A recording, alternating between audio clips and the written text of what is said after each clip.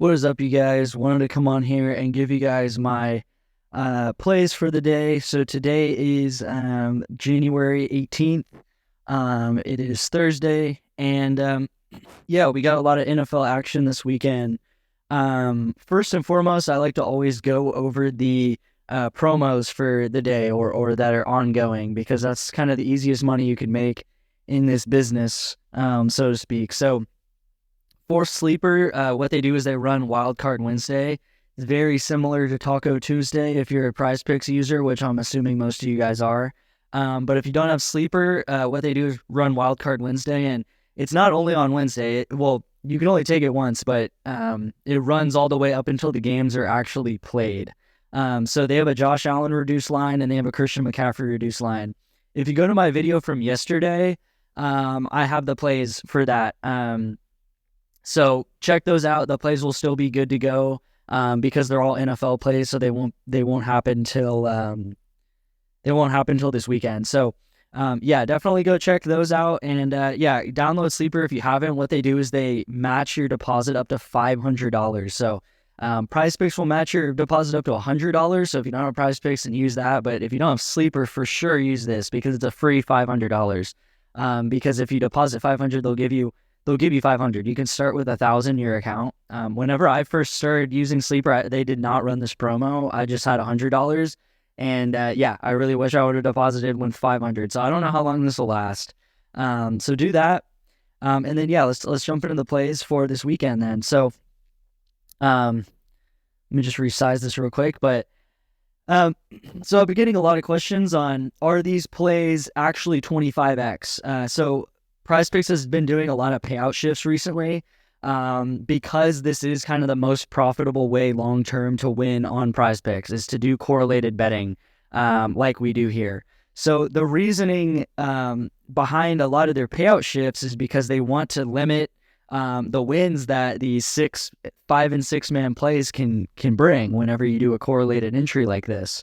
So they've been doing a lot of payout shifts for NFL, for NHL, but I've been finding ways to get around it. So you can see this is $20 for 500. That's a 25x, not payout shifted at all. If you were to do something like Baker yards and Goff yards, you would get a payout shift with this type of play here. So yeah, I'm finding a little bit of a loophole here. Not sure how long it's going to last, but definitely subscribe because I'm finding all these plays, and I put in the work to find these plays that are going to be consistently 25x's. Pretty much if anything's lower than like a 24, 25x, it's not going to be good to take. Like if it's like if you're getting payout shifted to like 17x or 19x, then you're doing it wrong. That's not going to be profitable. I mean, that's a huge difference. That's a 6x difference in payout. So don't just take these plays and they're heavily payout shifted and just be like, hey, it's fine, it's correlated, because you need something that's a 24 or 25x. So without further ado, first play of the day, we have this Tampa Bay versus Detroit game. This is Sunday at 2 p.m. Central Time. But yeah, we got Baker, we got Goff, we have Amon-Ra, and then yeah, we have Baker, Goff, right? So we have the two quarterbacks of the teams, and then we have two receiving threats of the teams. So for the Buccaneers, we have Godwin and Evans, and then for Detroit, we have Amon-Ra and Sam Laporta. So the theory here is that the more that Baker throws and the more that Jared Goff throws, the more likely that these other four plays are going to hit, right? So like if this becomes a shootout in a throwing battle, then these guys will hit their lines right here. So like, Baker could hit like 25 pass completions. Maybe Goff has like 27. If that happens, then these guys are likely to get receiving yards, right? Because you could look at it the other way. Like if you saw Amon-Ra have like go off, like he had like 120 yards and he had like 10 receptions or something like that, then you'd be like, okay, well, Goff probably had over 24 pass completions, right? So like either way you look at it, they're correlated, right? So if one thing happens, then it's more likely for the other thing to happen. And this is actually in two ways, right? So like it's the same thing with the same team. So like Goff, the more he throws, Amon-Ra and Laporta are going to get catches. But then also it's going to cause Tampa Bay to throw more too, because if Goff is throwing a lot, that's going to mean that it's kind of like a close game, a close battle where they're passing a lot. And these teams are not going to give up. Like it's the playoffs. So these guys are going to throw until like until the clock strikes 00, so, or 000, sorry. So yeah, here's the first play of the day. It's 25x. I'm only gonna give you guys 25x right now until they kind of patch this right now. They're quickly patching things, so we'll see how long it lasts. And then second play of the day is going to be CJ Stroud, Lamar. So Houston versus Baltimore. Same concept here, guys. So we have Texans, we have Stroud, we have Baltimore, we have Lamar, and then we have 2 players on the Texans. We have Schultz and we have Nico Collins, and then 2 players on the Ravens. We have Odell and we have Rashad Bateman.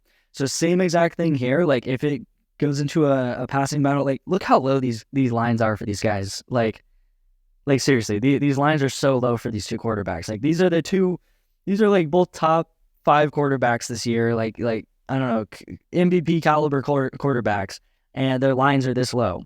But anyway, so same thing. The more that Stroud throws, the more that Lamar throws, then these guys are going to get more of these catches and more receiving yards with those catches. So that's how it's correlated there. Yeah, I mean, I don't really have to talk about like how much Nico Collins has gone off or like Dalton Schultz has gone off. Like this could really be like any player on these teams.